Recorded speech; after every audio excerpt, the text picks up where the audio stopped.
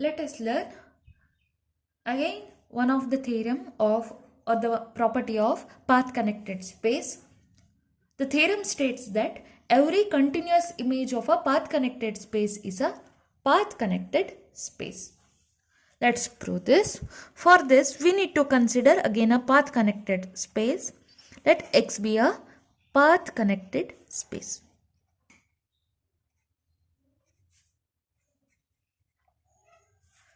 And we need to consider one more topological space, which is any topological space. We don't know which is a path connected or not. As our procedure, we need to define a function f from x to y, which is continuous and onto function.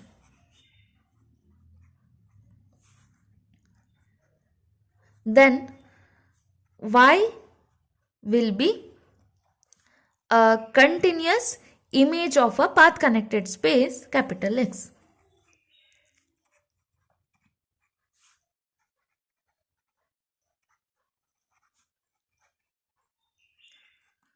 If X is path connected space, then Y will be path connected. That we need to prove. Okay. According to the theorem here, every continuous image of a path connected space is a continuous image. So we need to consider this the function f will be continuous and continuous image is given. That's why continuous and onto.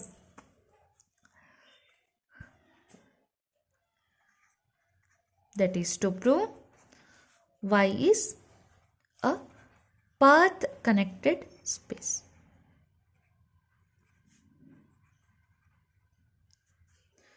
For this, I am considering any two elements y1 and y2. They are the elements of capital Y. Then there exists some x1 and x2 that belongs to capital X such that onto function is there, no? That's why f of x1 equal to y1 and f of x2 equal to y2. Since capital X is a path connected space, therefore x1 and x2 can be joined by a path in capital X. That is, there exists a continuous function. I am considering that function as a g from I to x such that, because x is path connected, no, that's why, that g of 0 equal to x1 and g of 1 equal to x2. Since f from x to y and g from I to x are continuous, therefore we can combine these two by composition function f of g from I to, it will be y, right? F of g. F from x to y, g from I to x. That's why f of g. We need the domain as I. So element of I should be evaluated first. That's why it will be f of g, not g of f. Okay? Sorry. Then f of g from I to y will be a function from I to y is continuous, because this is also the continuous function. This one is also continuous function. Now we need to find the value f of g of 0.